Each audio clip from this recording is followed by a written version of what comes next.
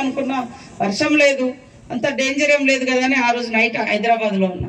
కానీ తెల్లారి వరకు వర్షాలు వస్తున్నాయి అంటే అరే ఇక్కడ ఉండడం బాగుండదని నేను వచ్చిన. మన దగ్గర పెద్ద ప్రమాదకరమైన పరిస్థితి లేదు, కానీ చెట్లన్నీ పడ్డాయంటే జస్ట్ ఆ రోడ్ అమ్మటి చాలా రోజుల నుంచి కొన్ని చెట్లు కూడా మనం మెయిన్ రోడ్ ఏటూ నగరం నుంచి ములుగు తీయాల్సినవి కూడా ఉన్నాయి, కొద్ది ఇట్లా వంగి ఉన్నాయి అనుకున్నాం, అవే పడ్డాయి అనుకున్నాం. కానీ వేల చెట్లు వందల చెట్లు రోడ్ల మీద కూడా పడితే night and day and night మరి పోలీస్ అధికారులు చొరవ తీసుకొని అక్కడ ఉన్నటువంటి శ్రీకాంత్ గారు, అదేవిధంగా స్థానిక సిఐ గారు, డిఎస్పీ గారు, ఎస్పీ గారు, ఆ లోకల్ పోలీస్ అధికారులు అందరూ కూడా డే అండ్ నైట్ కష్టపడి తెల్లారి వరకు మనకు రోడ్డు కూడా క్లియర్ చేసి ఇచ్చడం జరిగింది. వారిని కూడా అభినందిస్తా ఉన్నాం. కష్టపడ్డ వాళ్ళను అందరం ఇష్టపడతాం, కష్టపడే వాళ్ళను అందరం ఇష్టపడతాం.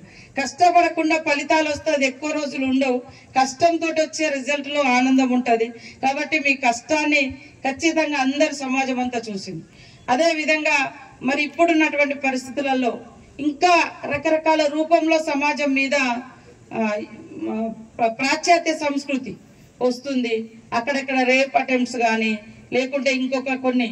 కాబట్టి మనం ఇంకా డీప్గా పబ్లిక్ తో అటాచ్మెంట్ పెంచుకోవాలి. ప్రతి అధికారి, నాట్ ఓన్లీ పోలీస్, అందరు అధికారులు పబ్లిక్ ఒక టీచర్ గా గైడ్ గా కూడా ఉండాలి. ఒక ఉద్యోగి మనం ఆ ప్రాంతంలో డ్యూటీ చేస్తున్నామంటే వాళ్ళకు ఒక గైడ్, ఒక మార్గదర్శనం చేయాలి, ఒక దారి చూపించాలి. ఇప్పుడు వచ్చినటువంటి యూత్ ను కూడా వాళ్ళు గేమ్స్ కి వచ్చారు. ఈరోజు ఈ రాష్ట్రాన్ని పరిపాలించేటువంటి ముఖ్యమంత్రి కూడా ఒక ఆటగాడే, ఆయన మరి స్పోర్ట్స్ మెన్. అందుకని స్పోర్ట్స్ మీద ఆయన ఎప్పుడు కూడా వాలీబాల్ ఆడుతుంటాడు. సీఎం రేవంత్ వాలీబాల్ ఆడుతాడు. మన రిజల్ట్ అంటే ఆ టైంలో కూడా ఏం చేయాలి, వాలీబాలే ఆడిండి పోయి అక్కడ. కాబట్టి స్పోర్ట్స్ ని బాగా ఎంకరేజ్ చేస్తున్నాడు.